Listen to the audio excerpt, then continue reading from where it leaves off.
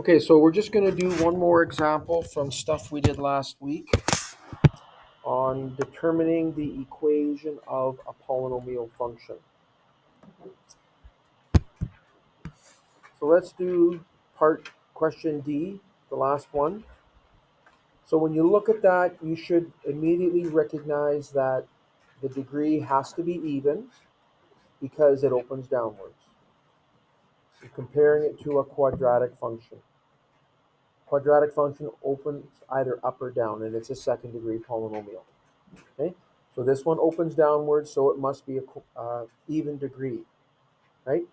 And because there are three direction changes, that tells you that it's a fourth degree polynomial. The fact that it opens downwards will tell you that you know that is going to have to be negative because it's opening downwards, just like a quadratic. It will open downwards when a is negative. So we know it has to be a fourth degree. We know that a must be negative. So to determine exactly what a is, we need to write the equation. So p at x will equal a bracket, and then we can write out what our four factors are from the x-intercepts. If negative 3 is an x-intercept, that means that x plus 3 must be a factor. If negative 2 is an x-intercept, that means that x plus 2 must be a factor. If positive 3 is an x-intercept, that means x minus 3 is a factor, as well x minus 4 must be a factor because positive 4 is an x-intercept. And we said last week that there are infinitely many polynomial functions that will exist with a fourth degree, and having those four x-intercepts. Infinitely many. Every time you change the value of a, you'll get a different graph. Remember, a will cause the vertical stretch. And also when it's negative, it'll cause a reflection over the x-axis. When you vertically stretch a graph, the x-intercepts are always invariant. We learned that when you stretch a graph about a line, in this case the x-intercept, the points that are on that line will be invariant. Same thing when you reflect the graph over a line, whether it's the x-axis, the y-axis, or the line y equals x, which gives us the inverse. Invariant points will be on the line of reflection. Okay? So we need to figure out what our a parameter is, and we can do that by using another point on the graph. In this case, we would use the y-intercept. That's a point on the graph. In the previous example, you'd use the point 2, -6, because it's a point on the graph. But for question D, again, we'd use the y-intercept, which means that y is -3 when x is 0. So we let x equal 0 and y equal -3. So 0 plus 3 is 3, 0 plus 2, 0 take away 3, 0 take away 4. So on the right side, you're going to have 3 times 2, which is 6, times -3 times -4, which is positive 12. 6 times 12 is 72. But because the value of y on the other side is negative, when you divide both sides by 72 to get a by itself, you're going to get a negative value for a.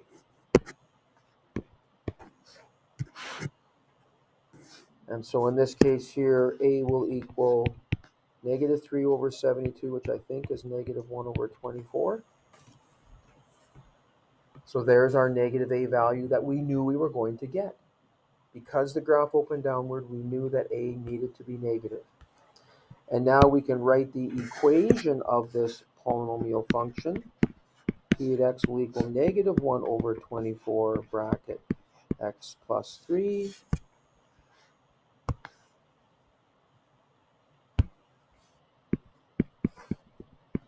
x plus 2, x minus 3, x minus 4. Okay, there's the equation of that specific polynomial function. So it's not enough just to look at your x-intercepts and write your factors. Every polynomial function will have that a coefficient. And you need to determine what that a coefficient is. And you need to do it algebraically. Okay? So there was some more practice things there. If you want to do those for practice, you certainly can. And I can post the answers to that on the Google Classroom in case you wanted to do some extra work for practice. But let's finish off this lesson by looking at some transformations of these polynomial functions. So the graph of the function of the form y equals a b bracket x minus h all to the power n plus k is obtained by applying transformations to the graph of the general polynomial function y equals x to the n. Remember, whatever happens to the x happens to the bx as well as the x minus h. So we're starting with that base function every time, just like we've done in the past. So when we change those parameters, it'll change the graph. And remember, we have gone over this many times, what the four parameters do, but also remembering that the order that we do our transformations is important. We always do our stretching and reflecting first. We do our translations last. So if you take the equation and get y by itself, if you do them in the order that the parameters occur, then you're going to be just fine. That'll do the stretching and reflecting first because that's what A and B do. H and K are the shifting ones. Do those last, and you'll make sure that you keep them in the correct order. And that's what it says below. Do your A's and B's first, stretches and reflections before your H and K's or your translations. So we're going to transform the graph y equals x cubed to obtain the graph stated by that equation. So we're going to do this the same way that we have been doing these in the past, where we state some points on the original graph. In this case, the original graph is y equals x cubed, and we saw what that looked like before. It has a point of inflection at x equals 0.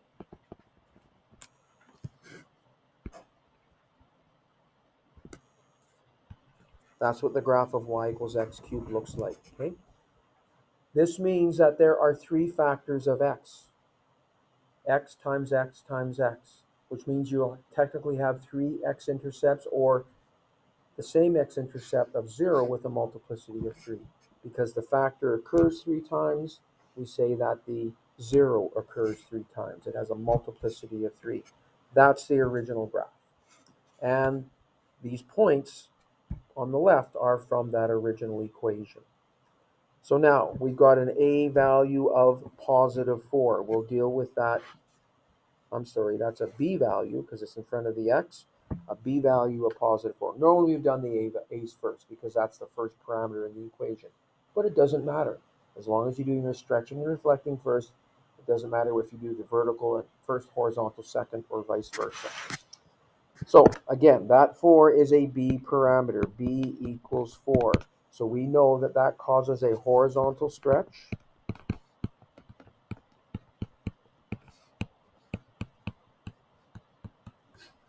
And remember, it's not enough just to say a horizontal stretch. You have to say about what axes. And this will be the y-axis by a factor. And the other thing that we need to remember is that the horizontal stretch factor is always the reciprocal of b. So we're going to horizontally stretch by a factor of 1/4. So all the x values would get multiplied by 1/4.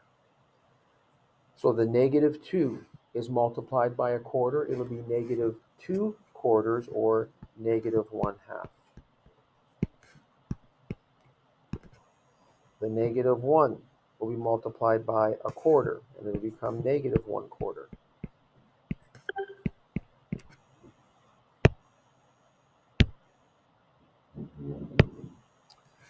0 times anything stays 0.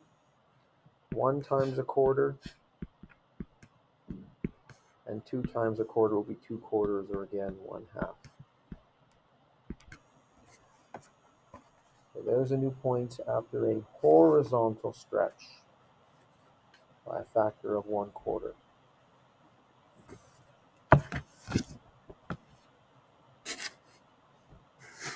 So next we have our a value of -2.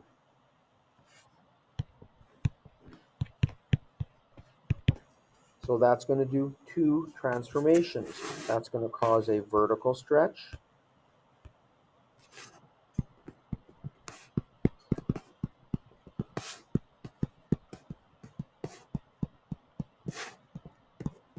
And this would be about the x-axis. So that needs to be stated, as well as the scale factor. And the scale factor is the absolute value of a. So the scale factor is never negative. When one of these parameters is negative, that's going to cause a second transformation, which in this case, because a is negative, that's going to be reflection over the x-axis.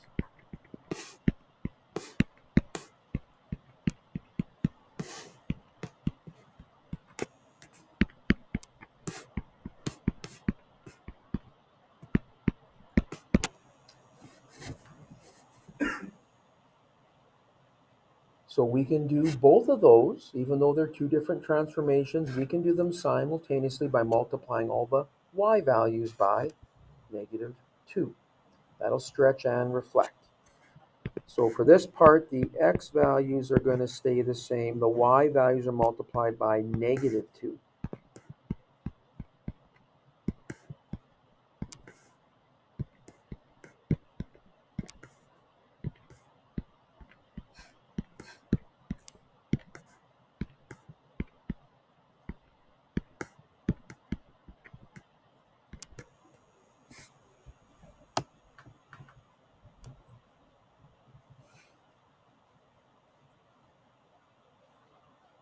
So all the y values are multiplied by -2. And that'll do your stretching and reflecting simultaneously. So this is nothing new, right? We've been talking about this since the beginning of the course, this transformation stuff. And this is exactly the same way we've been doing it.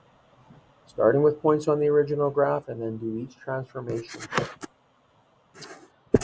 To get our final points, we'll deal with our h and k. So we have an h value of 1 and a k value of +3. Remember, the value of h is always the opposite of what it appears to be. You're always comparing it to x minus h. So the value of h is +1, the value of k is +3.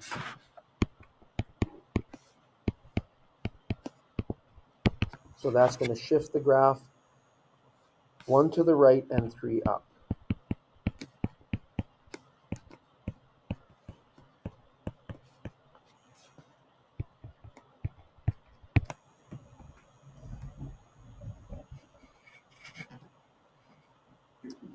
So we're going to add 1 to all the x values.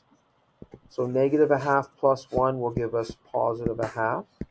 Adding 1 to all the x values, -1/4 plus 1 would be +3/4. 0 plus 1. 1/4 plus 1, so it's the same as adding 4 quarters. 1/4 plus 4 quarters is 5 quarters.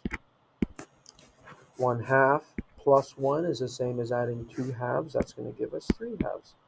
And for these ones, if you wanted to write them as decimals, you certainly could.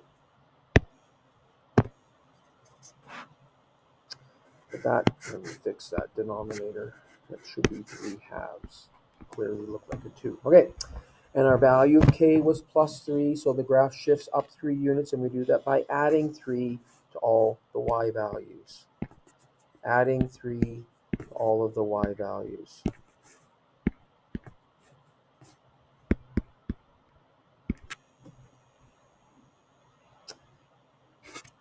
So there's our new points. We have the point 1/2, 19. Now we're going to have to kind of estimate where these points are, but that's okay. 1/2, 19. 3/4, which is a little bigger than a half, comma 5. So maybe down here somewhere. 1, comma 3. Maybe over here somewhere. So if I'm saying that's 1, and that would be 2, that would be 3. 5/4, or 1 1/4, comma 1. Approximately right there. And then 1 1/2, comma negative 13. That'll be down here somewhere. Remember that y equals x cubed had a point of inflection. That was at the point 0, comma 0. So the new point of inflection will be wherever the point 0, comma 0 went to, which was the point 1, comma 3. So that's this point right here. That's where our point of inflection will be. So this graph will come down, and then there's the point of inflection.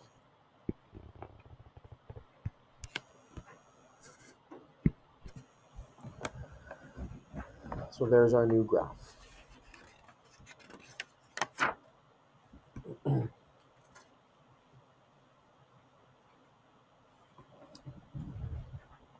Okay.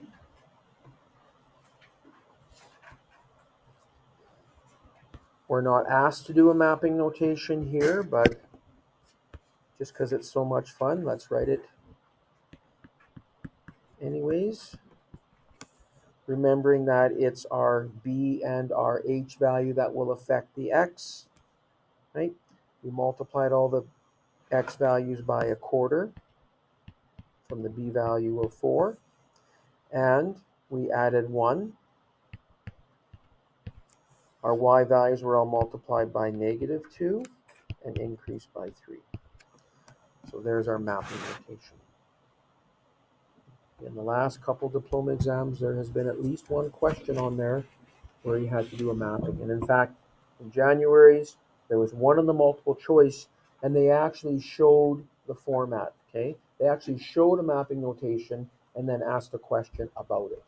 Like what transformation happened to one of the parameters, one of the variables, x or y, I don't remember which one, but it showed the format of the mapping notation, which was x comma y maps into, and then you had your second set of brackets.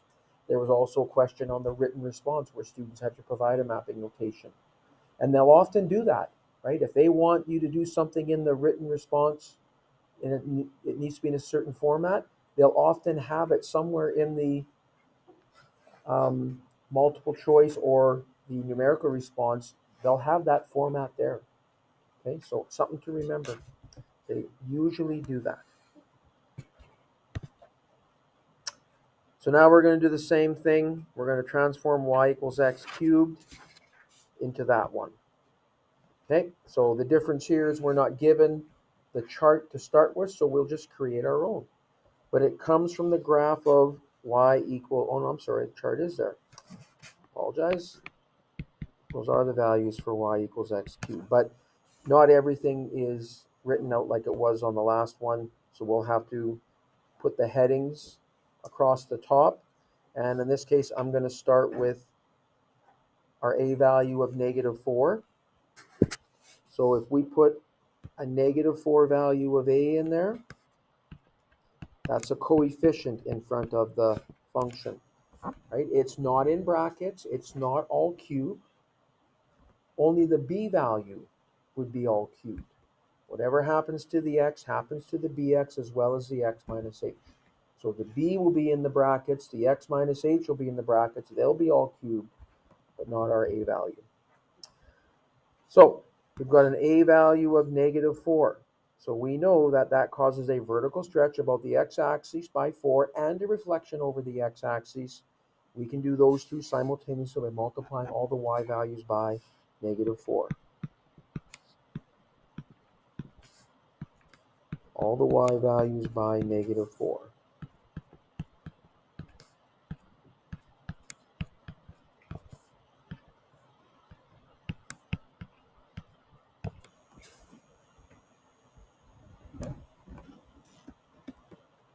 Next, we have a b value of +4. 2. So if we put that in the equation, that will be in the brackets with the x. Not only is the x cubed, but the bx is cubed as well.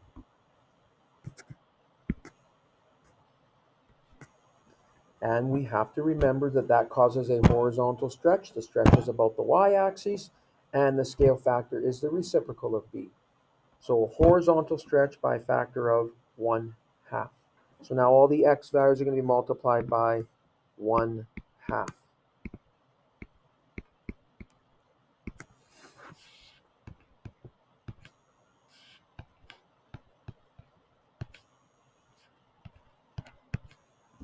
The y values won't change for this part from the previous point.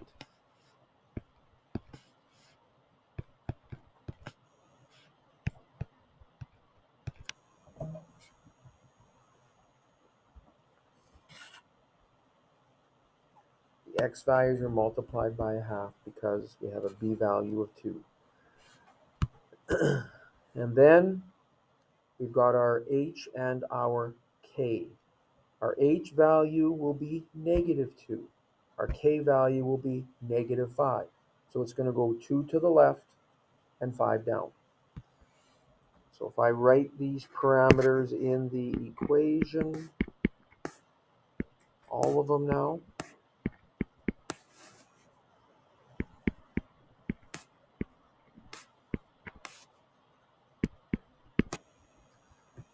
to go 2 to the left, I'm going to have to subtract 2 from all of the x values. Subtracting 2 from all of the x values. So -1/2 take away 2 would be the same as -1/2 take away 4/2. That'll be -5/2, which you could write as a decimal if you wanted to. I mean, you could use your calculator. Take each x number, subtract 2. 1/2 take away 4/2 is -3/2, and 1 take away 2 is -1. So you can see all of the x values here kept on getting larger and larger from what they were before.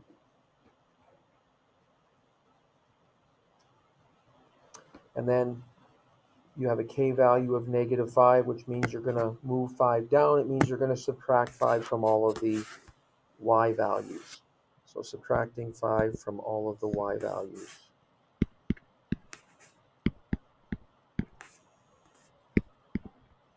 So in this case, all of the y values got smaller.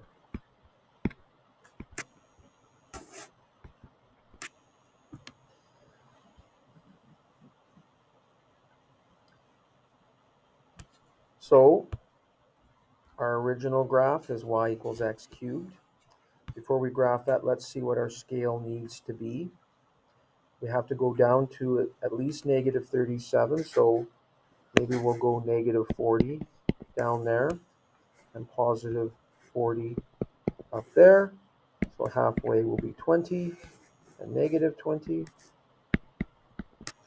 Our x values have to go only from -3 to -1, so we can use a much larger scale on the x-axis based on what we have to graph. The original graph goes through the point 0, 0, 1, 1. So with this scale, that's going to be approximately there. -1, -1, and then 2, 8, and -2, -8. So just because of the scale that we have, this graph is going to look a little bit different, but the point of inflection again will be at the origin. There's our original graph. And our transform graph goes through the point -3, +27. So approximately there. -2.5, -1. Approximately there.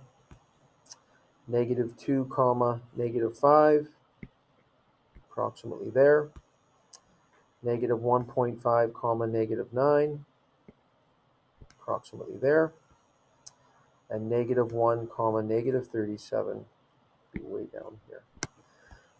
Our point of inflection on the original graph was at the point 0 comma 0. Our new point of inflection will be where 0 comma 0 moved to, which is our negative 2 comma negative 5 point. That's where our point of inflection will be. So this graph will come down, hit that point of inflection, and change its concavity. So there's our new graph.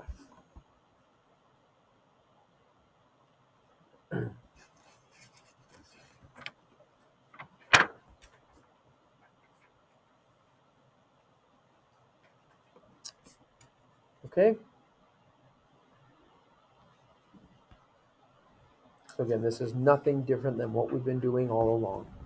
We started with points on the original graph. We looked at our parameters, determined what transformations they would cause, and then we did them step by step to each of the points.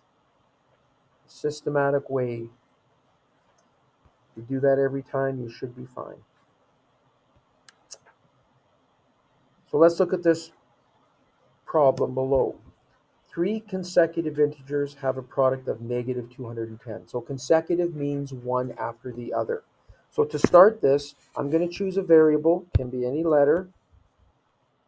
Most common one obviously is x. So if we let x equal the first integer, if they're consecutive, the next one would be one more, which would be x plus 1. So x plus 1 would be our second integer.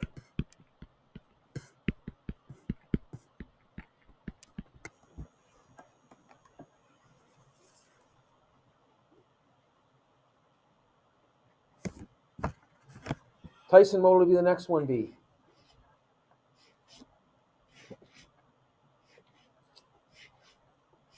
Take out your earbud, please. Can you help him, Vish? Just because you don't like him, or like you just kind of being kind of mean to him, or? Okay. Saren, next one. X plus 2. Consecutive means one after the other.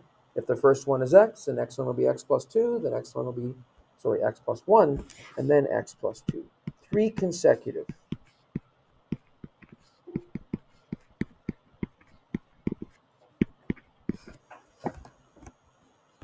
And if they have a product of 210, that means if you multiply all 3 together,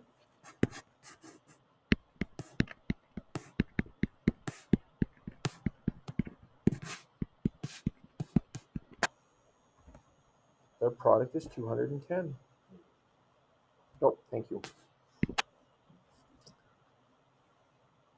So in order to determine what these 3 integers are, we need to solve this equation.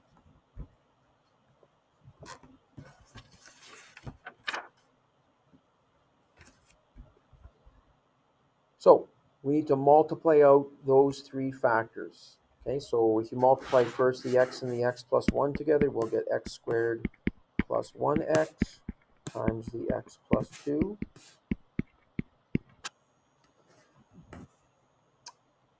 Then multiplying out the 2 binomials, you'll get x cubed. The outer product will be 2x squared. The inner product's plus 1x squared plus 2x equals negative 210. And we'll get x cubed plus 3x squared plus 2x. Now we know that whenever we solve equations, we always make them equal to 0. So we'll add the 210 to both sides. And there's the third degree polynomial that we need to solve. And we solve them by factoring. And when we're dealing with a degree 3 or higher, remember, that's where we use our synthetic division.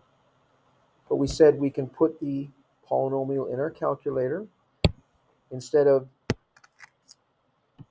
guessing and checking where our first zero would be by using factors of the constant term, which would be positive 210, we can use our graphing calculator to graph it. So x cubed plus 3x squared plus 2x plus 210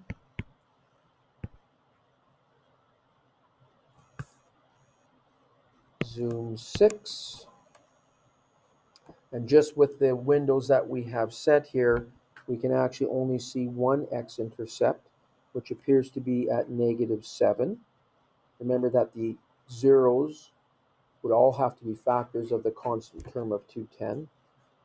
But just to confirm that, if I let x equal -7, y does equal 0 there. So -7 is an x-intercept. Therefore, x plus 7 would be a factor. But we would change it to x minus 7 so that we can add as we're going through with synthetic division. So we know that we should get a remainder of 0 at the end. But we also need to know what the coefficients are of the quotient, the answer. That will give us the other quadratic factor. So 1 times -7 is -7, and we add. -7 times -4 is positive 28, and we add and get positive 31. -7 times 31, sorry, 30, not 31, is 7 times 3 is 21, so 7 times 30 is 210, and this will be negative. We got the remainder of 0 that we needed, but that's not the most important part. The most important part is those three numbers on the bottom, which give us the coefficients of the quotient. So again, we know that x plus 7 is one factor. We also now know that x squared minus 4x plus 30 is the quadratic factor, x squared.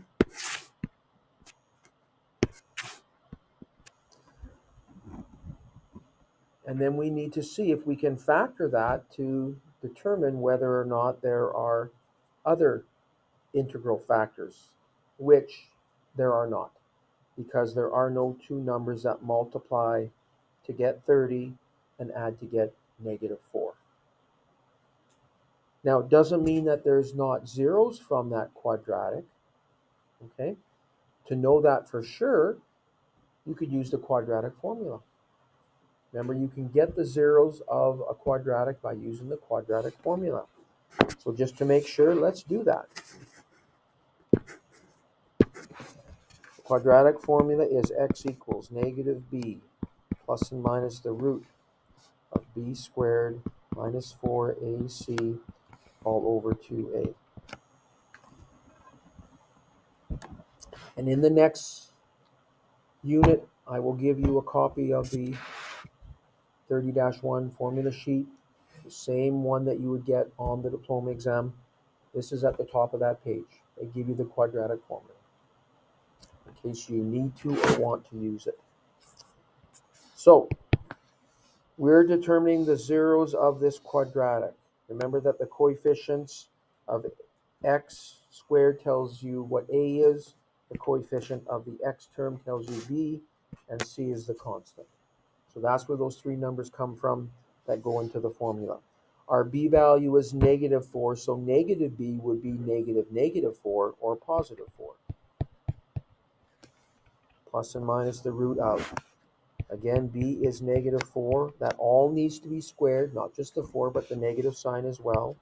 Minus 4 times our a value, which is 1, times our c value, which is 30, all over 2 times a, which again is 1. So this is going to give us +4 plus and minus.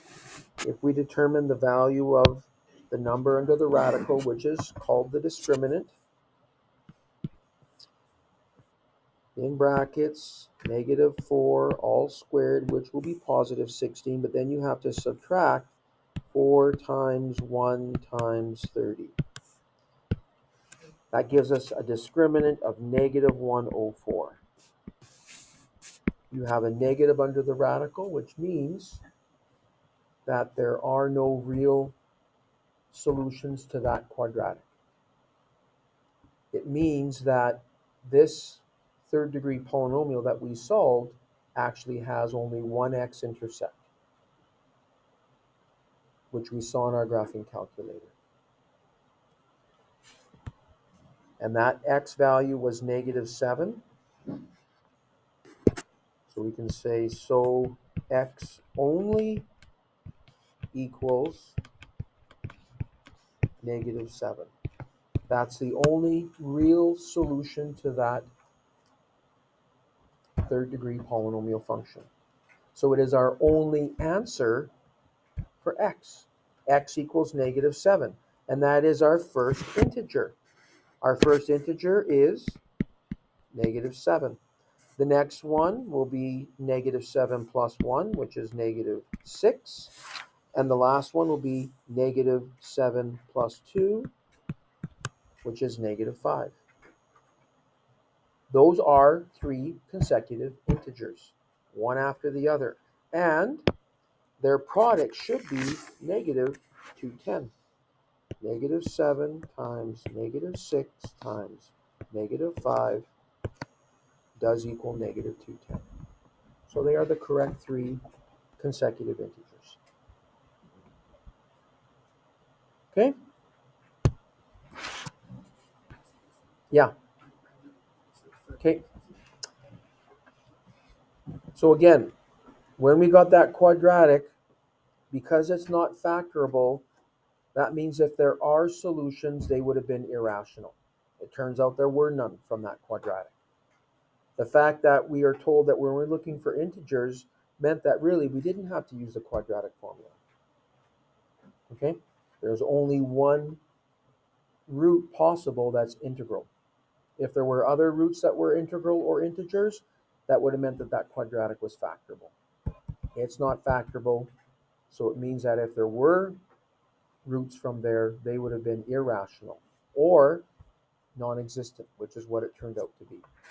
Had the number under the radical been a positive number instead of a negative, it would have been a irrational number, meaning not a perfect square when you took the root of it, and you would have got 2 other x-intercepts that you would have had to estimate where they were, because you'd have to write them down as decimals that you would need to round because they're irrational. The fact that we got a negative under the radical meant that there are no real solutions from that. Technically, we say that those 2 x-intercepts are imaginary, because an imaginary number is actually the root of a negative. Not a part of the curriculum, but that's what it is. Okay? So, I'm going to hand out the quiz. When you're done it, you'll put it on the filing cabinet there. I'm also going to hand out the review for the unit exam that you guys are writing on Thursday. So tomorrow, we'll go through the quiz, and you will also have the rest of the class to work on the review assignment. This review assignment is due for marks. Okay? If you do everything on this review assignment and you know how to do everything on the assignment, you'll be fine for the test on Thursday. That's part of what it's for, to help you get ready. So if you have any questions about anything on this, come and ask.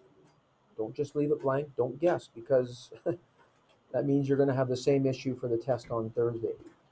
So make sure you know how to do everything on this review assignment. But do the quiz first. It's only 2 pages, 1 page, both sides. So it shouldn't take you more than a half hour to do it. Okay? If you're ready for it. And then get to work on